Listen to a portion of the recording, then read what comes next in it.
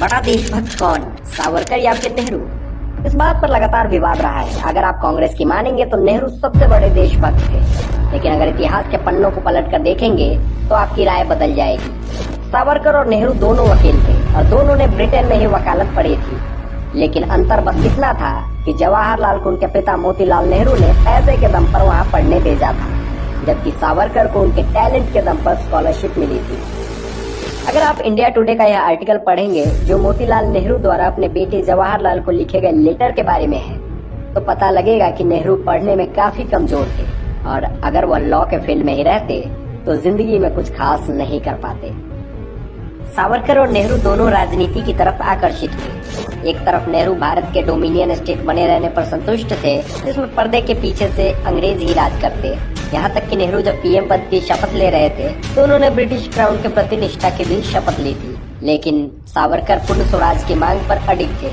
वे अंग्रेजों की कॉलोनी बनकर नहीं रहना चाहते थे। राहुल गांधी और दरबारी पत्रकार इस बात को नहीं बताएंगे, क्योंकि इससे उनकी हकीकत सबके सामने आ जाएगी। लेकिन कांग्रेसी इस बात का प्रचार भी करते हैं कि सावरकर ने जेल से मर्सी पिटीशन लिखी थी, मतलब अंग्रेजों से दया के भीख मांगते थे। तो चलिए इसे भी दूध का दूध और पानी का पानी कर देते हैं। दरअसल जो मर्सी पिटीशन सावरकर ने लिखी थी, सेम मर्सी पिटीशन नेहरू के पिता मोतीलाल नेहरू ने भी अपने बेटे को बचाने के लिए लिखी थी। सावरकर पर 2 किताब लिखने वाले फेमस हिस्टोरियन विक्रम संपत ने एक इंटरव्यू में बताया था कि उस समय लेटर लिखने का एक तय फॉर्मेट होता था। मोतीलाल नेहरू, गांधी हो या फिर सावरकर, सभी ने सेम फॉर्मेट यूज किया। अंतर बस इतना था कि सावरकर ने अपने जैसे बहुतों के लिए लेटर लिखी थी, वहीं नेहरू को किसी और से मतलब नहीं था। कांग्रेसियों की माने तो योर ओबीडियंट सर्वेंट लिखने पर सावरकर अंग्रेजों के नौकर हो गए, जबकि महात्मा गांधी ने लिखा तो कुछ नहीं। असल में तो मर्सी लेटर नेहरू के पिता मोतीलाल नेहरू ने लिखी थी, अपने बेटे को नाभा जेल से निकालने के लिए। मोतीलाल ने वायसराय को लेटर लिखा, जवाहरलाल की रिहाई के लिए बॉन्ड साइन किया, यहाँ तक कि शपथ दिलाई गई कि जवाहरलाल नेहरू दोबारा नाभा में कदम नहीं रखेंगे। ऐसा करके 2 सप्ताह के अंदर नेहरू को जेल से निकलवा लिया गया। वहीं सावरकर को 25-25 साल की 2 सजा सुनाई गई। किसी भी क्रांतिकारी को ऐसी सजा नहीं दी गई थी। सावरकर लगभग 10 साल काला पानी में रहे। उन्होंने 10 सालों में 6 महीने सॉलिटरी कन्फाइनमेंट यानी एकांत कारावास में गुजारे, जबकि नेहरू एक बार नाभा जेल गए तो 2 सप्ताह के अंदर ही उनकी हालत खराब हो गई। 12 दिनों में ही नेहरू की नाभा जेल से रिहाई हो गई, लेकिन इतने दिनों में ही उन्हें बुखार, टाइफाइड, उल्टी सब कुछ हो गया। यह बात कांग्रेसी कभी नहीं बताएंगे, क्योंकि ये सारी बातें नेहरू ने खुद लिखी थी। ऐसा नहीं है कि नेहरू फिर कभी जेल नहीं गए, लेकिन जिस जेल में गए वह एक आलीशान अहमदनगर फोर्ट था। नेहरू A1 क्लास के कैदी थे, जिसमें उन्हें सारी सुविधाएं मिलती थी। वहीं सावरकर D क्लास यानी डेंजरस कैदी माने जाते थे।